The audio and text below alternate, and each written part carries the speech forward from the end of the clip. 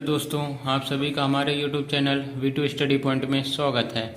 आशा करता हूँ आप सभी स्वस्थ होंगे और अच्छे होंगे। आइए दोस्तों, आज मैं आप लोगों के सामने एक नई सीरीज लेकर आया हूँ जिसका नाम है मैथ्स ऑफ क्लास 10th। आइए उसका पहला चैप्टर मैं शुरू करता हूँ जिसका नाम है रियल नंबर्स। Real numbers. बचपन से आज तक तो आप लोगों ने बहुत बार इसका नाम सुना होगा। आइए आज इसके मैं डिफिनेशन बताता हूँ। रियल नंबर्स वो नंबर्स होते हैं जिसमें रेशनल और इरेशनल दोनों नंबर इंक्लूड्स होते हैं। तो ये आप लोगों को क्लियर हो गया होगा कि रियल नंबर्स क्या होते हैं। इसकी डिफिनेशन मैं आप लोगों के सामने लिख देता हूँ। Real numbers are the numbers that includes both rational and irrational numbers। ये होता है आपका रियल नंबर्स। तो आप लोगों को रेशनल नंबर्स क्या होते हैं? रेशनल नंबर्स होते हैं इंटीजर्स, जैसे -2, 0, 1, ये इंटीजर्स हो गए। और फ्रैक्शंस जैसे हो गया हाफ हो गया, या फिर पॉइंट में हो गया 0.2.5 हो गया, ये हो गया। ये हो गए रेशनल नंबर। इरेशनल नंबर क्या होते हैं? ये हमेशा रूट्स में होते हैं, जैसे √3 हो गया, √5 हो गया, या फिर पाई की वैल्यू हो गई 22/7, ये हो गया। 3.14 नहीं होता है रेशनल नंबर। कहीं आप लोग कहो कि पाई की वैल्यू वो भी होती है, तो वो नहीं होता। तो ये हो गया हमारा रियल नंबर्स। आइए अब आगे बढ़ते हैं और शुरू करते हैं चैप्टर का मेन पॉइंट जिसका नाम है लेमा। जब चैप्टर आप खोलोगे तो इस चैप्टर में सबसे पहले आपको यही दिखेगा, लेमा। तो लेमा क्या होता है दोस्तों? आप लोगों को पता नहीं होगा, मैं बता देता हूँ। A lemma is a proven statement used for proving another statement. Lemma का कहने का मतलब है कि एक प्रूव्ड स्टेटमेंट पहले से है, उसी की मतलब सिमिलर हमें दूसरी स्टेटमेंट प्रूव कर देनी है, उसी को लेमा कहते हैं। फॉर एग्जाम्पल 4 + 4 = 8, ये एक प्रूव्ड स्टेटमेंट है कि हाँ भाई 4 + 4 8 होता है। और अगर हमें यही प्रूव कर दें कि 8 - 4 = 4, ये हमने प्रूव कर दिया कि हाँ भाई 8 में से 4 माइनस करोगे तो 4 आएगा। तो यही लेमा कहलाता है। तो यहाँ पे आप लोगों की बुक्स में लिखा हुआ है एल्गोरिथम के बारे में कि an algorithm is a series of well defined steps which gives a procedure for solving a type of problem. मतलब एल्गोरिथम क्या होता है कि एक प्रोसीजर होता है किसी प्रॉब्लम को सोल्व करने के लिए, उसी को हम एल्गोरिथम कहते हैं। फॉर एग्जांपल जैसे कि हम कार चलाते हैं, तो कार चलाने के लिए हमें सबसे पहले की ज़रूरत होती है, फिर उससे हम ओपन करते हैं डोर्स को, फिर हम उसे की को उसमें लगाते हैं और स्टार्ट करते हैं, फिर गियर सब कुछ उसमें लगाकर फिर कार हमारी चलना शुरू होती है। मतलब ये पूरा एक प्रोसेस हो चुका है। इसी प्रोसेस को हम कहते हैं एल्गोरिथम। एल्गोरिथम का कहने का मतलब ही है किसी कार्य को प्रोसेस में करना, ये होता है हमारा एल्गोरिथम। तो आइए मैं आप लोगों को बताता हूँ। सबसे पहले टॉपिक का वो शुरू करते हैं, ये है Euclid's division lemma. Euclid's division lemma ये क्या होता है? जैसे इसका मतलब एक फार्मूला है, A = BQ + R, ये होता है। आप लोगों को डिवाइड करना तो आता होगा। फॉर एग्जांपल ये 7 है, इसे हम डिवाइड कर दें 2 से, 2 × 3 = 6, 1 आ गया। ये हमारा हो गया रिमाइंडर, और ये हो गया हमारा क्वोटिएंट।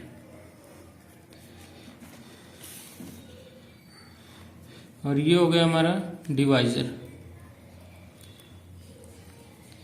और ये मेन हो गया हमारा डिविडेंड। ये डिविडेंड, ये हो गया। ये हमारा यही है सब कुछ। अब आप लोग पूछोगे कैसे, तो ये जो हमारा ए है ना, ये हो गया डिविडेंड हो गया। ये हमारा जो बी है ना, ये हो गया डिवाइजर। और ये क्यू जो है हमारा, ये है हमारा quadrant. R for radius, radius नहीं रिमाइंडर, सॉरी मिस्टेक हो जाती है, रिमाइंडर। तो हमारा फार्मूला यही कहता है, इस फार्मूले का यही मतलब है।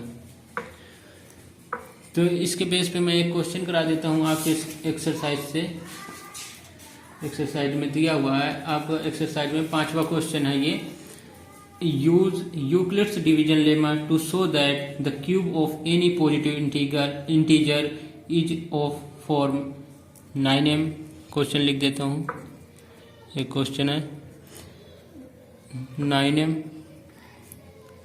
9m प्लस 1 और 9m प्लस 8, ये है आपका क्वेश्चन।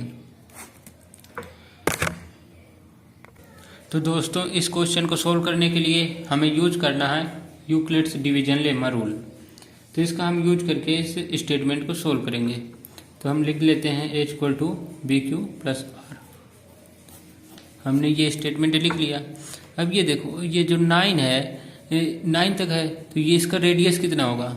इसका रेडियस हमेशा होता है, मैं आप लोगों को ये बताना भूल गया था कि इसका रेडियस जो है वो 0 से ज़्यादा ये R और इससे कम होता है इस B से। ये हमेशा याद रखना आप, इसका रेडियस हमेशा 0 से ज़्यादा या फिर इक्वल होगा और B से कम होगा। तो हमारा B कितना है? 9 है, तो इससे कम ही होगा।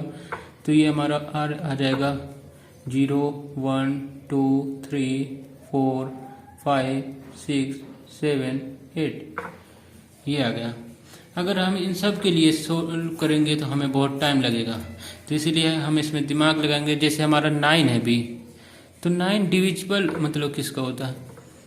जैसे हम 9 को यहाँ पे कर देते हैं 54, तो 9 6 54 होता है। लेकिन ये 54 3 से भी तो डिवाइड होता है, इसका मतलब इसका ये है। तो हम यहाँ पे 3 लिख सकते हैं, 3 हम लिख सकते हैं ना। तो अगर हम यहाँ पे R हमारा ये हो जाएगा B3 हो जाएगा, तो हमारा R क्या आ जाएगा? R आ जाएगा 0 1 2, मतलब ये छोटा है। अब इसके लिए हम सोल्व कर सकते हैं। तो अब हम सॉल्व करेंगे, लेकिन इसमें कह रखा है cube of any positive integers, मतलब पॉजिटिव क्यूब निकालना है, इसका क्यूब पॉजिटिव इंटीजर्स का। तो हम इसमें पहले फार्मूला लिख लेते हैं H equal to BQ plus में R। तो जब हम A की वैल्यू यहाँ पे निकालेंगे, हम यहाँ पे क्या किए, 3 रख दिए B की जगह, तो 3Q, यहाँ पे M की जगह Q। तो इसका हम क्यूब करेंगे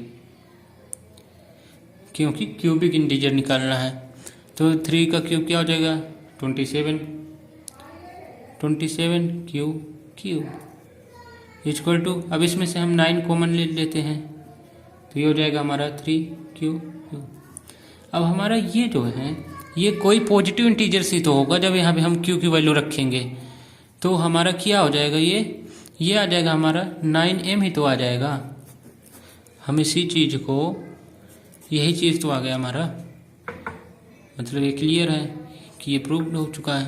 अब हम सेकेंड नंबर पे करते हैं। सेकेंड नंबर पे हमारा 9M प्लस 1, तो हम यहाँ पे A प्लस B का क्यूब। A प्लस B का क्यूब आप लोगों को पता होगा क्या होता है, A क्यूब प्लस में 3A स्क्वायर B प्लस में 3AB स्क्वायर प्लस में B क्यूब।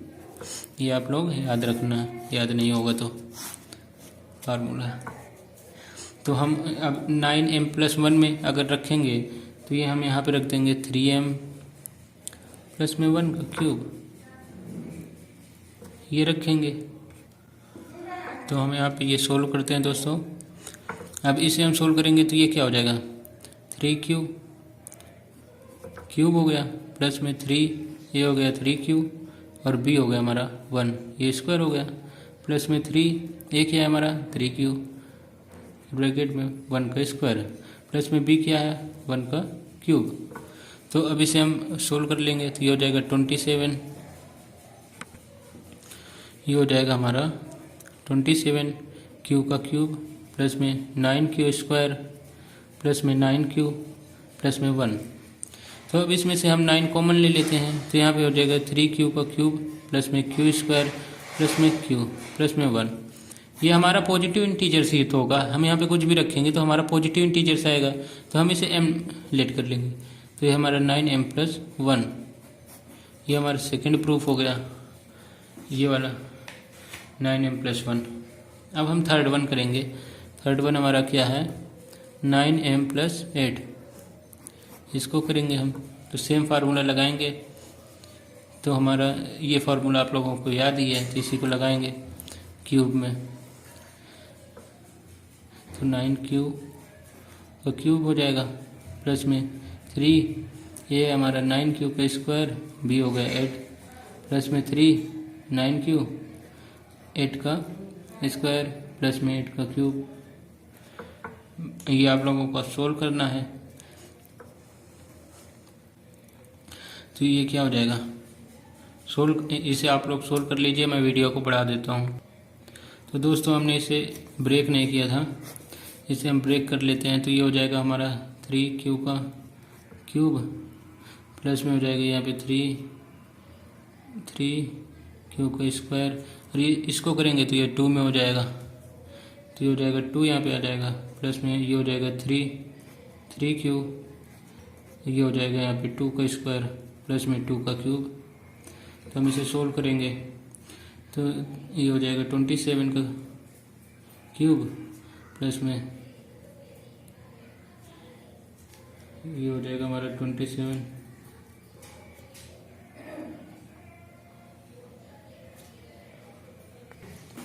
तो ये हो जाएगा हमारा 54 क्यू स्क्वायर, ये हो जाएगा 36 क्यू प्लस में 8 हो जाएगा। इनमें से हम 9 कॉमन करेंगे, 3q का क्यूब हो जाएगा प्लस में 6q का स्क्वायर प्लस में 4q प्लस में 8 रहेगा, ये हमारा टोटल m हो जाएगा। तो हमारा प्रूफ हो गया 9m प्लस में 8। तो हमने तीनों प्रूव कर दिया कि हाँ इट इज़ प्रूव्ड। अब आते हैं एक्सरसाइज के फर्स्ट क्वेश्चन में। तो एक्सरसाइज का फर्स्ट क्वेश्चन क्या कहता है, use Euclid's division algorithm to find HCF. HCF फाइंड करना है 135 एंड 225 का। पहले हम इसका एलसीएम कैसे निकालते थे, 135 इसे हम करते थे जैसे 2 5 से करते थे, 5 2 10 यहाँ पे ये हो जाएगा, फिर हम करते 3 से, फिर 3 से, फिर 3 से, ऐसे ही हम 2 2 5 का करते थे, 5 से,